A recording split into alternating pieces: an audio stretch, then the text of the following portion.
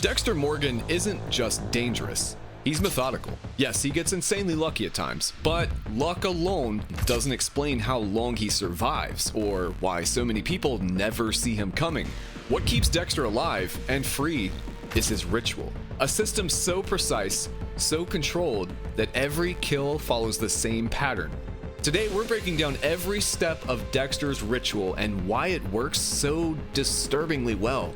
But before we get there, we need to rewind, because to understand the ritual, you have to understand why Dexter needs it in the first place.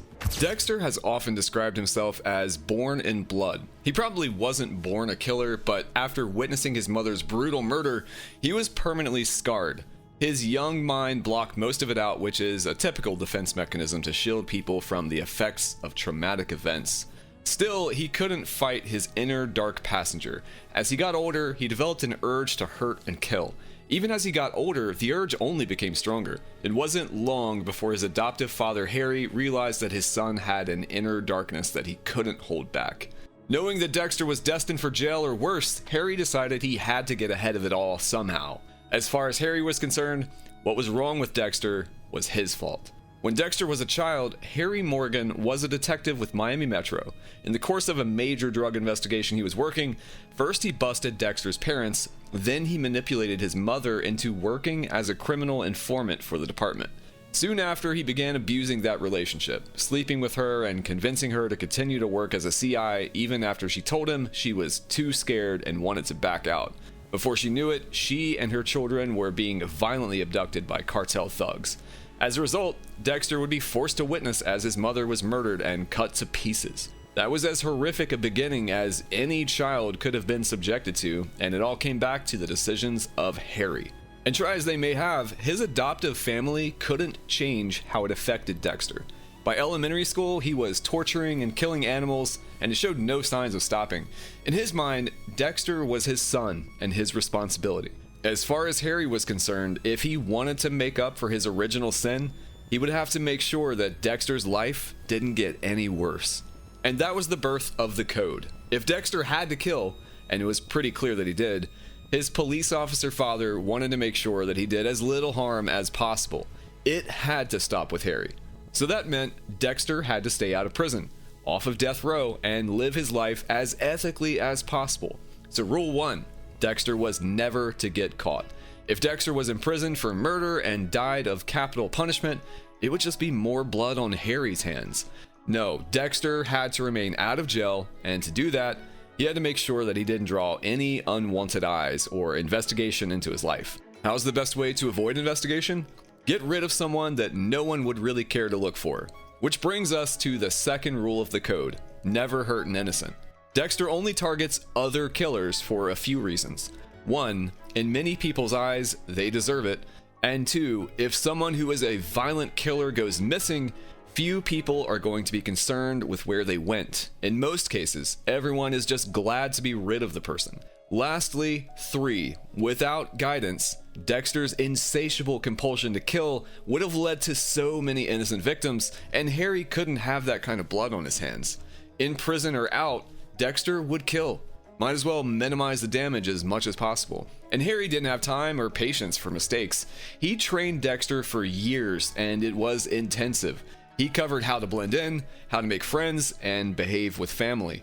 Harry taught Dexter how to talk to girls as well. He made sure he knew how to avoid police detection, and he never allowed Dexter to kill a person until he was an adult. Before that, Dexter had only ever killed animals, and that was for training. But once Dexter did kill someone, his bloodlust only grew. And that is why he had to create an airtight ritual. He had to be on top of every step of his plan if he wanted to avoid arrest and stay alive. So how exactly does his ritual ensure that? How does it begin? Well, first, the urge makes itself known. Dexter feels the dark passenger pushing him toward a kill at a certain time. When this itch arises but is not scratched, Dexter becomes distracted, restless, and hyper-focused on how to make it happen. This is something he can set aside, but not forever and not for very long. The urge can arise at any time, but stressors can also bring the feeling on. When Dokes was breathing down his neck and Batista wouldn't stop with the spiritual advice, the urge hit Dexter harder than ever. It wasn't focused. It wasn't logical. he started fantasizing about killing anyone. Random people, complete innocents, even Masuka. People he would never actually hurt. The pull was impossible to ignore. A constant gravity dragging him toward an ending he believed was unavoidable. But with Dokes watching his every move, Dexter was trapped. The need to kill was louder than ever, and acting on it was completely off the table. So he lived in that tension, consumed by the urge, imagining it constantly, and still doing nothing. It could remind you of the beginning of New Blood. After surviving the hurricane and landing in Iron Lake, Dexter made the choice to give up his typical ways. He made it almost a decade without killing someone while he lived there. Instead, he started to hunt a majestic white buck that he knew he could never kill. He was trying his best, and while that is an impressive accomplishment for someone like him, the fact that he had to try so hard not to kill, paired with the fact that he eventually did break, especially with relatively minimal provocation, proves that these urges aren't something he can just put away. Every cycle begins with the urge. It could last for 1 week or 1 decade. Either way, it all starts with the urge, and once it becomes loud enough, there's almost no stopping it. After the urge has set in, Dexter is like a dog without a bone. He needs to satiate it. But there is still a way the urge can be curbed, at least for a moment, and that is only possible by what Dexter discovers in the second phase of his ritual. He investigates a person that he suspects may fit Harry's code. Dexter starts by examining evidence, noting behavior, confirming patterns, and ensuring his intended victim is at least suspected of being guilty before proceeding with the kill. Once he has an inkling, it's time for the real work. Even after the preliminary research, Dexter will not be completely satisfied that the person is the perfect target, and he almost never goes in for the kill until he has absolute certainty. Dexter must confirm the target's guilt beyond doubt. This often means gathering hard evidence, surveillance, maybe even catching them in the act like he did with Miguel Prado. For confirmation, he increases surveillance, risks confrontation, and even exposure to see the truth with his own eyes. He gathers additional forensic evidence, breaks into private spaces, interviews associates under false pretenses using an alias, whatever it takes to confirm that the target is a killer. The key to this stage is that Dexter won't move forward based on suspicion alone. Harry's code demands proof, and Dexter tries to honor that code like his own personal scripture. This part of the ritual gives him permission not only to kill, but to feel justified in doing it. It transforms his personal, uncontrollable craving into righteous executions that will either avenge the killer's victims, save other innocent lives, or both. Without confirmation, there can be no kill. If Dexter can't prove a person's guilt, he walks away, no matter how strong the urge feels. But once that proof is concrete and undeniable, Dexter is locked in. From there, he has no more hesitation, and it's time for preparation to begin. Once Dexter confirms guilt, the ritual enters the tactical phase.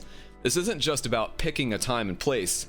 In this phase of his ritual, Dexter is building an airtight operation from start to finish. He studies his target's routine, their vulnerabilities, their transportation routes, and their social patterns.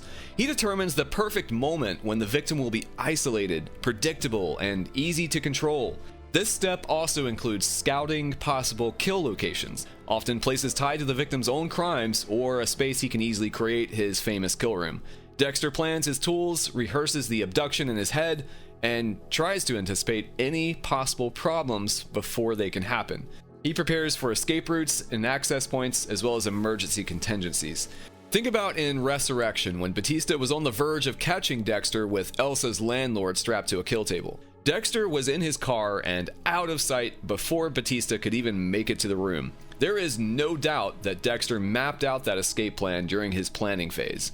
Nothing is left to improvisation. In many ways, this stage reveals Dexter's true superpower is not his strength or his fearlessness, but his patience. This part of the ritual isn't meant to reduce risk, it's meant to erase it completely. Sometimes things still don't go exactly as planned, but without this stage of the ritual, Dexter would have been caught a long time ago. It's crucial that he creates the best plan possible, and as soon as the details are solid, his focus shifts again. Now the real preparation begins. The creation of his kill room is where Dexter's ritual becomes unmistakably his own. This room isn't set up in just any location. It's a carefully selected and engineered environment, built to eliminate the risk of being caught and ensure that Dexter has solitude and control. Dexter transforms the space completely, lining the walls, the floors, and the ceilings with plastic sheeting. The plastic creates a barrier that guarantees there will be no trace left behind. Lighting is strategically positioned for maximum visibility. His tools are laid out and arranged perfectly to help him carry out his kill efficiently. He sets up a kill table, finding something long and flat that can support an adult's body weight, and then it is also wrapped in plastic. If they are available, evidence photos are displayed like a gallery to force the target to take accountability, and basically meant to crush the killer with the weight of their actions.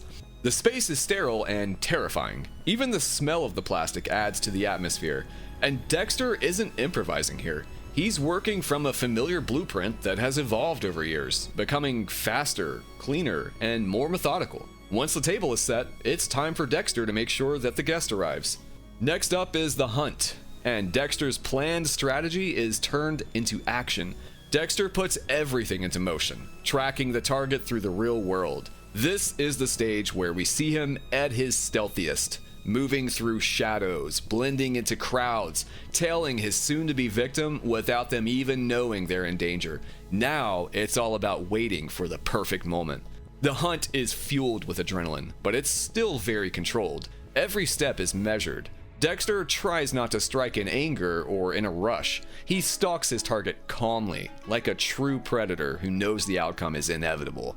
This stage is also a psychological stage because even though Dexter is in action, he is also still being mentally tested. He has to be smart and accurate in his every move. And most importantly, he still waits. Sometimes he lies in wait for hours until the perfect window opens. And finding that exact right window is part of what keeps Dexter safe from exposure. When it arrives, Dexter moves efficiently and decisively, with a level of control that's honestly impressive after showing so much restraint up to this point. But he has to get to this stage right, because if he doesn't, the next stage of the ritual won't be safe and the entire plan will fall apart. Finally, after all that, comes the abduction. There's no struggle, no noise, no mess, if Dexter can help it. Dexter prefers quiet, bloodless takedowns to avoid traceable evidence. No more waiting, just a syringe of M99 tranquilizer, carefully administered at the right angle, rendering his target unconscious within seconds. And if the hunting stage went as planned, the victim never sees it coming. This stage is the most dangerous part of the ritual because it can take place in open spaces like sidewalks, parking lots, quiet streets, workplaces, basically wherever Dexter has determined he has his best shot to pull it off. One mistake here could upset the rest of the process. The dosage of M99 has to be exactly suited for the height, weight, and health of the person he is targeting. Too little, and they could wake up too early. Too much, and they may not wake up for a long time, even with smelling salts on hand. Dexter knows that, and he measures the M99 with perfect precision. Once the time is right, his grip is firm, the motion is well rehearsed, and he stays calm even if there's chaos. The abduction stage strips control away from the killer he's targeting and places it entirely in Dexter's hands. The powerlessness they inflicted on so many others is placed on them, and they are entirely at the mercy of someone else. The M99 wasn't always a part of his process, but it was a smart addition on Dexter's part. He still has to get the victim to the next location, and having them knocked out makes that much easier. The body is loaded quickly and discreetly into his vehicle, usually wrapped or positioned in a way that limits movement and noise, and then he heads to the kill room. The drive to the kill site is strangely quiet, almost meditative, with the chaos of the capture behind him. Dexter can finally focus on what has made all of the previous stages necessary. By the time he arrives, the kill room is usually already prepared, and at long last, he is on the verge of satisfying the all-consuming urge that led him to this point. This stage of the ritual begins when the target wakes up. strapped to Dexter's table, surrounded by plastic and the evidence of their crimes. They are completely immobilized and exposed. This is usually when the ritual finally becomes a true confrontation. As they struggle to free themselves, Dexter presents the evidence: photographs of their past victims, forensic proof of their crimes they committed, all forcing the truth out into the open. This moment isn't used to just taunt the killer. It's a statement of truth, delivered with calm finality. The victims' reactions vary from denial to acceptance, from terror to anger to bargaining. But it rarely works. The only people who have gotten off Dexter's kill table were Hannah McKay and a blind man. No, all of the pleas fall on deaf ears. For Dexter, this is a clarifying moment. It only further confirms that he's not killing an innocent person. It's proof that the person before him isn't a mistaken identity or some misunderstood soul. The reveal solidifies that they're guilty, fully aware, and responsible for the pain they've caused. And although the show never frames him as a hero, this moment always carries a sense of justice. No more lies. He forces them to look at what they did and admit to it. And once the truth is spoken out loud, there's nothing left to negotiate. The upcoming kill will be completely justified in Dexter's mind, and his code will remain undisturbed. Right after or during the reveal, Dexter performs one of the most defining gestures of his entire ritual. Using a scalpel, he makes a small slice on the cheek, transfers the blood to a slide, and tucks it away for safekeeping until he can add it to his full collection. These blood slides act as a trophy for Dexter. He keeps them to remember and revel in his work. There are only a handful of people who Dexter has not taken a blood sample from before killing them, including his own brother Brian, who he said was not a trophy, and Leon Prater, who he hated so deeply that he said he didn't want to remember him at all. But almost every other time, Dexter has made sure to keep a trophy, even though it would be safer not to do this at all. He can't seem to help himself. Dexter's compulsion to keep blood slides is almost as strong as the urge itself, and his unique ritual wouldn't really feel complete without it. Once that's all taken care of, it's finally time for what he'd been waiting for, the kill. This is the moment the ritual has been building toward from the beginning, the kill itself. Dexter typically stands over the victim with his knife, calm and steady, almost as if he is savoring all of it. Every box has been checked, and there is no more hesitation. Dexter knows who this person is and what they've done. In his mind, their fate was decided long before his blade ever touched them. Usually, Dexter's preferred method is a stab directly to the heart. It's swift, expertly targeted, and certain to get the job done.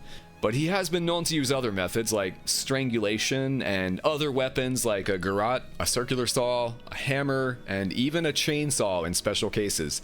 But the real weight of this stage isn't in the mechanics, it's in the silence that follows. For Dexter, the kill is an intense release that finally quiets the urge down, and it's incredibly satisfying. And everyone might not approve of it, but Dexter can rest knowing there is one less dangerous person roaming the streets. And as rewarding as the kill is for him, the ritual isn't over just yet. There is more work to be done. After the kill is complete, Dexter quickly shifts into cleanup mode. He moves so efficiently during this process that it's almost as if he is on autopilot. He has unmatched technical execution, and he knows he can't afford to mess this part up. Everything he does from this point forward is about removing the evidence, and Dexter moves through these final stages with an eerie, robotic calm. He begins with the dismemberment, working with focus and precision to chop the body into easily transportable segments. His tools are almost like extensions of his hands after years of perfecting this process. It's all routine. Once the body is sectioned, he places each body part into thick plastic trash bags. He often adds weights like rocks to make sure that the bags he's about to dump into the ocean will never resurface. In Dexter's world, a body being found means an investigation, and an investigation puts him at great risk for being caught, even if he gets rid of all other physical evidence. Remember that the entire hunt for the Bay Harbor Butcher didn't start because someone saw Dexter abduct a person or catch him in the act of killing. It started when the bodies were discovered by deep sea divers. He knows the bodies have to disappear if he wants to avoid detection, and he takes that very seriously. That is what makes this stage of the ritual so important. He thoroughly disassembles and sanitizes the kill room, discarding all of the plastic sheeting and his tools. He cleans thoroughly to remove any remaining fibers and fluids, wiping down surfaces and restoring the space to its original state. Vehicles are cleaned, clothing is disposed of, and Dexter scrubs away any biological footprint the knight may have left. Even if he's exhausted or has other matters to attend to, Dexter knows he can't skip this part. Aboard his boat, the Slice of Life, usually under the cover of darkness, Dexter rides out to a remote and very deep section of the Miami Bay. This may be the most still part of the whole ritual, almost peaceful, because at this point, everything is almost over. Bag by bag, Dexter drops the remains over the side of his boat into the water, basically becoming an underwater graveyard. By the end of cleanup, the ritual is complete. The evidence is gone and the urge is dormant again. After all is said and done, the mask goes on again. Dexter is once again a quiet, unassuming blood spatter analyst. Loving brother and father, just a normal man who can blend into crowds without a second glance. He can relax knowing the dark passenger is completely satisfied, but only temporarily. What do you think about Dexter's process? Do you think his ritual has room for improvement? Let us know in the comments. And if you liked this breakdown, check out our video with 2 straight hours of Dexter lore. Be sure to put that subscribe button on your own kill table and stab it in the heart. Thanks for watching.